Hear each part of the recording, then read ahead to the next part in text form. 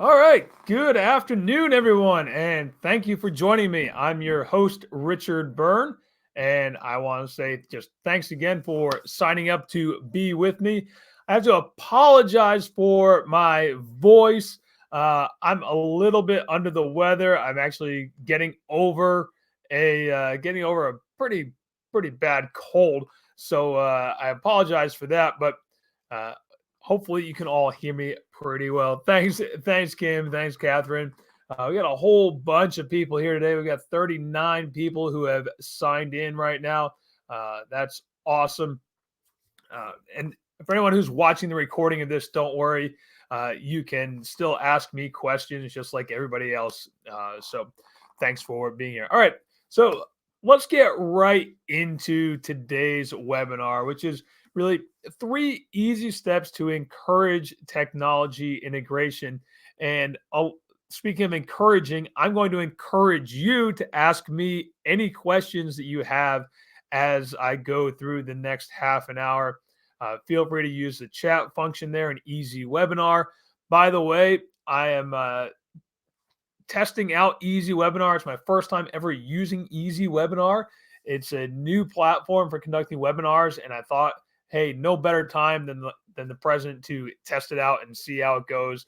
I can already tell you I had one little glitch on the back end that I didn't love, but hey, that's how it goes.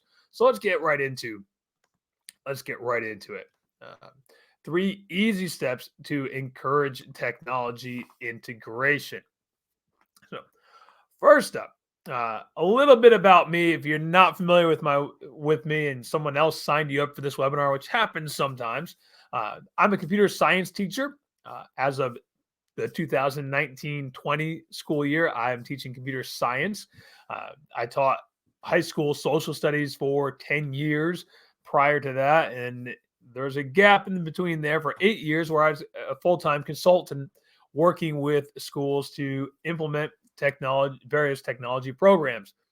The short version that I often give people is schools would spend $1 million to buy iPads for every kid, or they'd buy $1 million worth of Chromebooks and then go, well, what should we do with them? I would come in and help you figure out what to do with them. This year, because my kids are little and they're only going to be little for a little while, I took a job as a computer science teacher, and I'm really, really enjoying being back in the classroom on a full-time basis and doing some consulting work on the side. Okay. So, who is this session for? I'm guessing if you're here in this session today, you match one of these descriptions. You're either a tech coach, you're an instructional coach, you might be a librarian, teacher librarian, might be a curriculum coordinator, perhaps you're a building principal, or you're just someone who wants to help other teachers use technology. And that's perfectly fine if that's your description too. That was me for a long, long time. My school, when I was teaching social studies, didn't have a tech coach. We didn't have a technology integrator. We had Richard. We had, the guy down the hall who was into technology, and you'd ask him a lot of questions, which then morphed into eventually doing some tech coaching. Okay. So I'm guessing that that's you. And if not, feel free to hang out anyway. Right? That's what I designed this session for. If you meet that description, if this is you, you're trying to help other teachers use technology, this is probably where you fall. Right? This is probably the 2 types of people we're trying to help. Okay? I've done trainings, the previous 8 years, I did trainings in hundreds of schools all over the US, Canada, Europe, even visited Australia one time. Uh, and generally, it comes down to one of these 2 groups. We've got a group of people who are willing but confused. They want to learn more, but they're not sure where to start. Or we have the group that's unwilling and confused, and that's the hard group. That's the harder group, right? The willing but confused, they're eager. They want to learn from us. That's great. The unwilling and confused, right? That's the tougher group, right? They're here because they have to be, right? They showed up for your training because someone told them you have to go to the training. They don't really see anything in it for them, right? They don't come in with that, ooh, I can learn something new today. They're here because I've got to be here, right? and then they're a little bit confused about why are they here. What will I get anything out of this? How can you help me? Right? That's the tough group. Right? But fortunately, having done this for a long time, I kind of came up with a way to help not only the willing but confused, but the unwilling and confused. And that trying to win over that harder group. Apologies while I take a quick sip of my seltzer to keep going here. All right. And again, feel free to ask any questions as we're going through here. So let's jump into this. Okay. Some things that we've all tried at different times, I think. We've all tried the Tech Tuesday or the Tech Thursday or whatever day of the week it is. You're going to have a half hour after school and you sit in your room and you tell people, come by and ask me questions. Or come by and we're going to do X, Y, or Z. I've done that. I don't know how many Tuesdays I spent sitting in my room going, all right. And someone come by and it might be, can you help me with my printer? Right. And that's not why you were sitting there. That's not what you were hoping for, but that's what they came by for. Can you help me with my printer? Right. So, we've all done that where we tried offering CEUs or PD hours. And then, people still, they might show up because they're getting that PD hour or that CEU, but they don't actually do anything with the information or with the experience. Right. Or you've tried badges, or you might have tried the potty PD, which is kind of trendy right now. And I actually have to say that's a pretty cute thing, the potty PD, where you put up little flyers in the staff restrooms with a little tip of the week. I think it's kind of neat, but it doesn't always move the needle as much as we were hoping for. And then we've all tried that mandatory training, right? But yeah, say, okay, you've got your superintendent on board, or you've got your curriculum director on board, or you've got somebody who has the power to say everyone has to go, and you say that, and they all show up, and that's when we it's not quite working the way we wanted it to, right? So we've all tried that, and they don't necessarily fail because they're too difficult or because they were mandatory. But oftentimes those things kind of fail because it didn't really help enough people where they were on their journey. We're teachers are just like students. I'm just like my students. And I don't know about you, but I know I'm just like my students in a lot of ways. That if the superintendent says we all have to go to a staff meeting, I want to know what's in it for me. Right? I want to know, is this going to, how's this going to impact my classroom? How's this going to, help me in my life? Right. And our students, we're all do that. Right? We want to know what can help us along. Right? So there is a better way of approaching this, I think, if we all come with the same understanding that we're all learners, that we all come with different backgrounds. Just like our students, we all come from different places. Just today, I was helping one of my colleagues who is a little older than me. We'll just say that we're a different generation. He's a little older than me. We're a different. I'm Gen X, and he's still slightly older than me. And I was trying to help him understand what double authentication meant. Right. We're all coming from different backgrounds. We all have different needs in different places, right? But in the end, my colleague who is struggling with double authentication on his Google account, right? He's coming to me for help because he needs to get into his Google account so that he can help his students on some of their projects. Because we're all trying to do the best we can for kids. We're all at different places, right? We're all different places, but we're all trying to do the best we can for kids. And I think once we have that understanding in place, it makes creating trainings and creating PD days or whatever you want to call it, training, PD day, a workshop, a webinar, whatever it is. If we come from that background, we're all coming from different backgrounds, but all trying to do the best we can for kids. It makes those experiences a little bit better. So let's jump into this. So my goals for this session really are to share three things with you.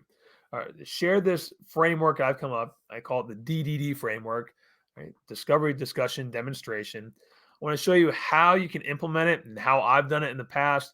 Then I'm going to answer some of your questions. And again, feel free to ask questions at any time here.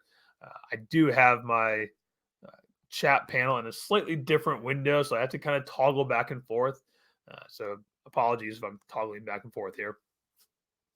All right.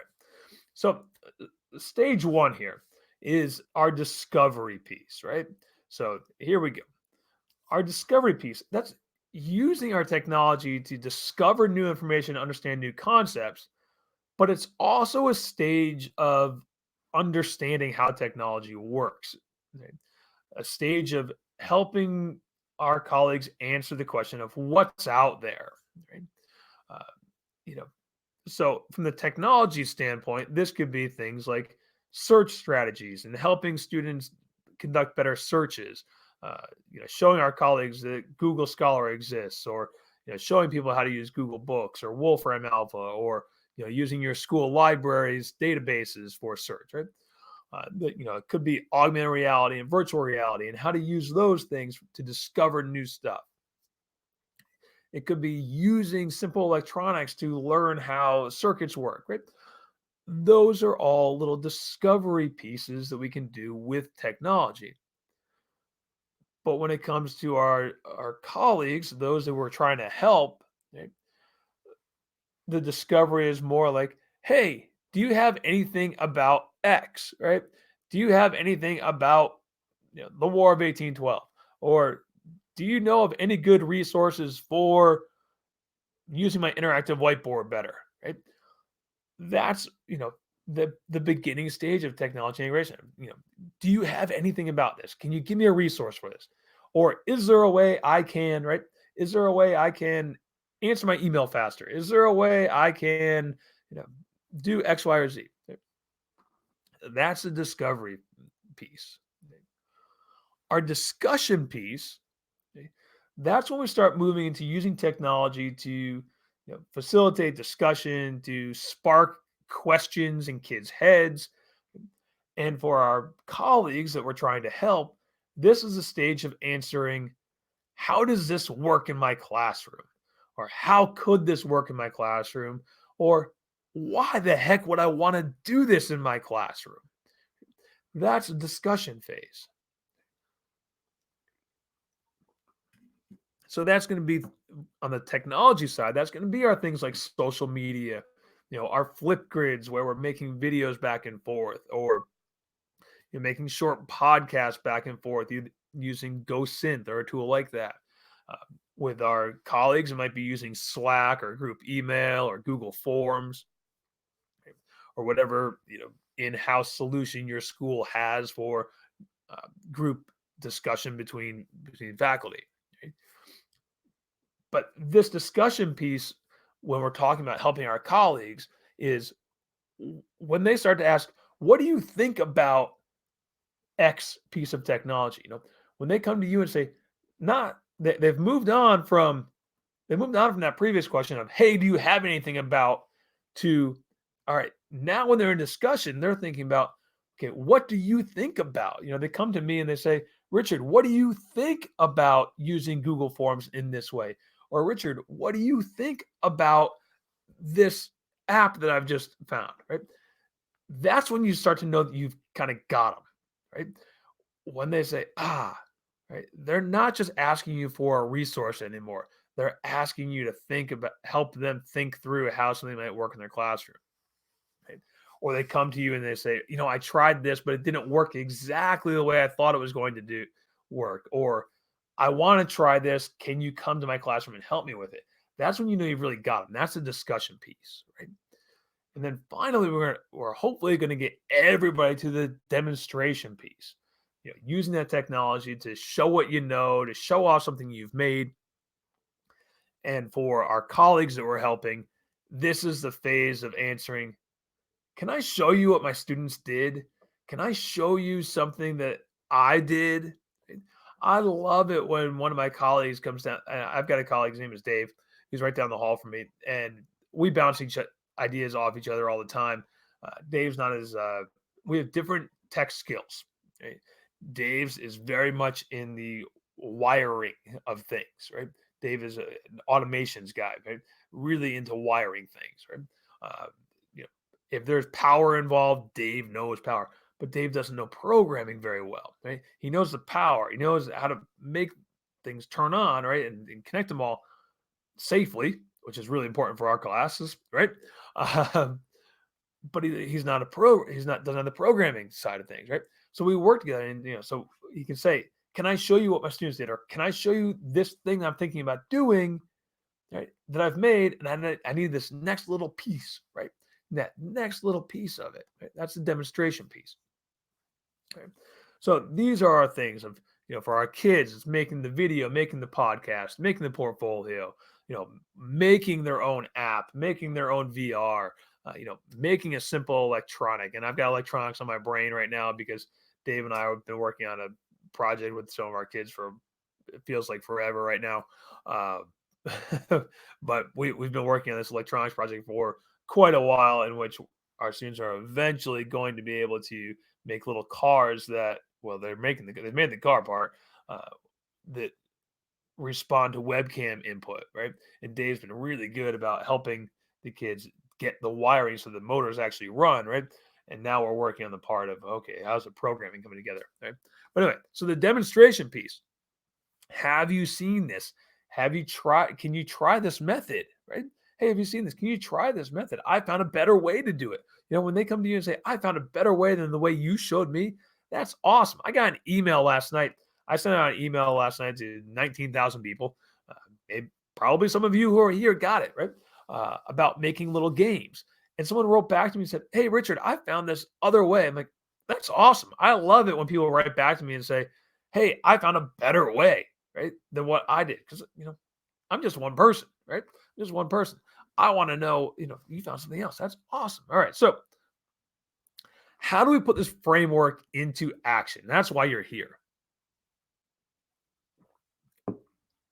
And I have to tell you, for a long time, and really probably until about 2017, so about the first 5 or 6 years of me being an independent consultant, um, I went in with this framework, but I dictated what we were going to do in every single one of those workshops. And a lot of that was because of, the schools that hired me would say, Richard, I want to plan in advance of boom, boom, boom, boom, boom, right? Or Richard, we want to get everybody to do XYZ, right? And so I'd go in and go, okay, we'll all do XYZ, boom, boom, boom, boom. And it leaves some people feeling like, oh, I was just forced through this training, right? And they didn't get the oh, this helps me, right? They had that feeling of, oh, I know how to do this now, but I don't know where to use it, right? And that was because it was mandatory training in a lot of cases, right? So a couple of years ago, I kind of started to think about how do I use this in a different way? I can use that same framework, but how do I personalize it? Right? And it's about personalizing,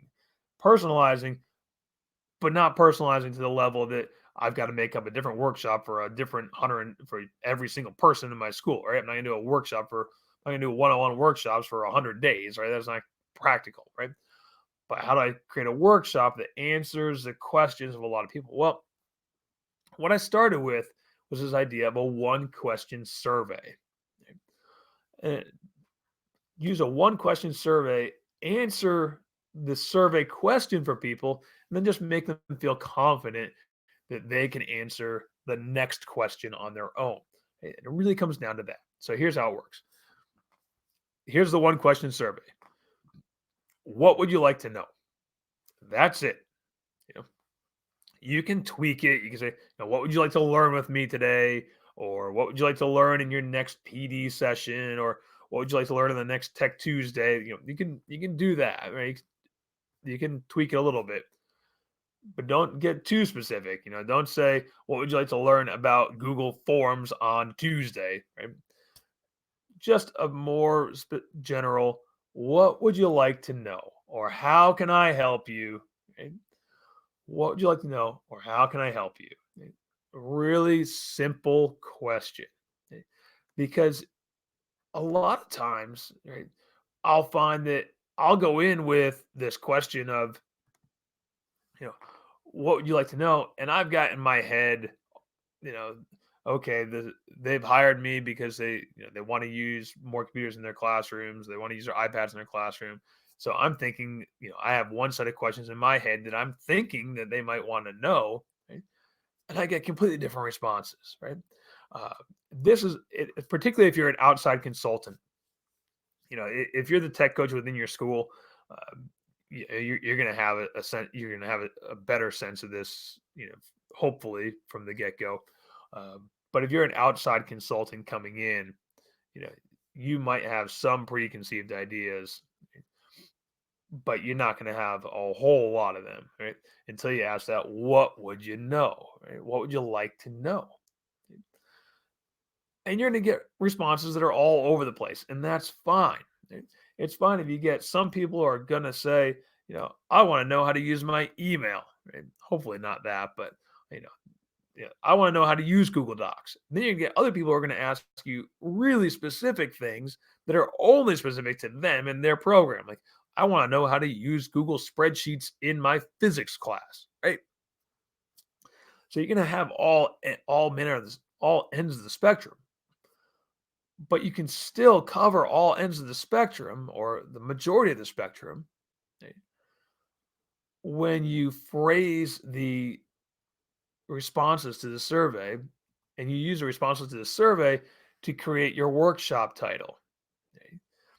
It might be the 5 ways to do X, right? So you think about it this way, right? You're looking at your survey data, that one question survey, you're looking at what would you like to know?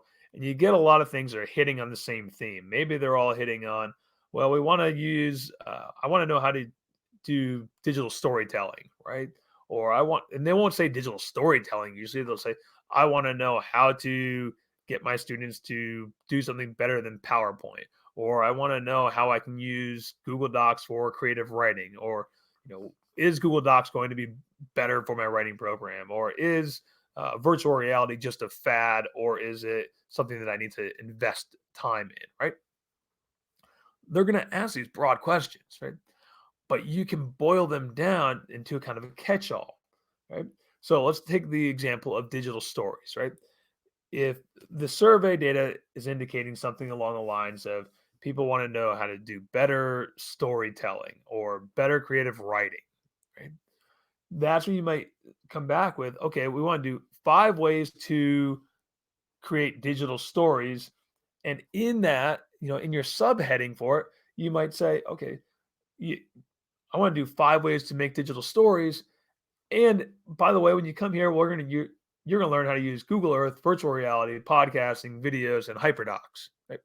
So you're going to cover 5 things, right? But you're going to answer that question, that essential question for them of, I want to do digital stories, or I want to do better storytelling. You can also use that survey response to identify what people are kind of scared about, right? And kind of alleviate some of their fear, right? What would you like to know, right? Sometimes people will write responses along the lines of, I want to know how I can use computers in my classroom without becoming a tech class, right? Uh, I want to know how I can make videos in my class, but not have to spend hours editing.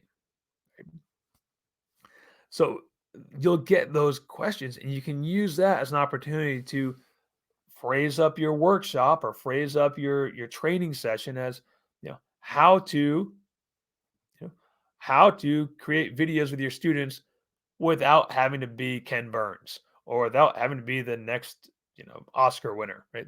Or how to make podcasts without losing tons of classroom time, right? So you can address their need and alleviate their fear at the same time. And the last, way to think about it is helping students do X by using X, right? Uh, some of these responses you're going to get are going to be things like, I want to know how my students can improve their test scores, right? Or I want to know how my students can improve their public speaking, right? So, all right, well, they want to improve their public speaking. Okay, so let's call this helping students improve their public speaking by using the tools we already have. And maybe you introduce PowerPoint's coach tool. PowerPoint, by the way, PowerPoint has a great little tool called Coach Presenter or Presenter Coach. Sorry, PowerPoint's Presenter Coach, great little tool. So now you can have a little workshop that says, help students be better public speakers by using the tools you already have, right? Or by using the technology we already have, right? Or how to use technology to help students be better public speakers. All things you can do just off that one survey response. But really, the most important thing out of all of this is making the teacher confident, right? Making people at the end of their time with you, making them confident that they can do what you've just shown them. Right? Whatever it is, whether you've shown them how to use canned responses in Gmail or you've shown them how to program an app, you want to make them confident that they can do it. You also want to remind them that they are the expert teachers, right? And this is part of the thing that I do for building confidence. I always tell teachers, no matter where you are on the level of ability to use technology, if you're at a 1 or you're at a 10, right? You are always the expert in your classroom, in your content area, or if you're in an elementary school, you are always the expert teacher in your classroom because you're older, because you know how to teach. You might not know how to use the technology, but you know how to teach. And you know how, when things go wrong, to use that as a teaching opportunity. So I always try to leave teachers with that feeling of they are confident that they are expert teachers. They are experts in their classroom. And they can use technology. They can use the technology. We want to instill that concept. They can use the technology. And that's why you want to put in those little wins on the board, right? Those little wins of, okay, here's a cool thing that you can do for discovery, or here's a cool thing you can do with discussion. Here's a cool thing you can do for demonstration, right? Give them those little wins. They show them they can use technology, and then remind them they can let students lead and they can still be the expert in their classroom. And I want to give you an example of this to wrap up today's session. And I realize in a half hour, I'm not going to have time for a whole lot of examples in this, but I wanted to keep it short and sweet, mostly because I'm losing my voice, partly because I'm losing my voice, and mostly because this is one of those things you just have to go out and practice. So no more PowerPoint, but don't waste time. This was a response to a question that or I should say, a response to the survey question that I gave out last fall to a school I was working with, group of middle schoolers, group of middle school science teachers. And this was what it boiled down to. They were sick of PowerPoint, but they didn't want to waste any time learning any new technology if it wasn't going to be meaningful. Okay? That's what it came down to. No more PowerPoint. We're tired of PowerPoint, tired of Google Slides, tired of slideshows, but I don't want to waste time on other stuff. Okay? So, what did I do? Well, I started with the basis of, all right, you don't want to waste any time. So let's work backwards at this and we'll say, all right, we know how to use PowerPoint and Google Slides, or our kids at least know how to use PowerPoint and Google Slides. But have you thought about drawing? Can you do any drawings? Well, no, I can't, but do you think your kids could? Yes. Okay. So the kids can draw. Okay? So I showed them a little tool called Brush Ninja, which allows students to make quick little drawings, quick little animations, and put those into their Google Slides or their PowerPoint. Okay. And it was a mix of mostly Google Slides with some PowerPoint. Put those into your Google Slides. All right. So we're still using Google Slides. Right? We're still using PowerPoint and slides, right? We're still on the slideshow thing, right? And they're like, okay. And I'm like, stay with me though. Stay with me there. Okay. So we use the Brush Ninja. They made their quick little animations. Then I introduced them to Screencastify, which you can actually see in my browser right here. I have it loaded right up there. Screencastify, where the students then recorded themselves quickly talking about their animations and how their animation illustrated a part of or a form of energy, okay? And a form of transfer of energy.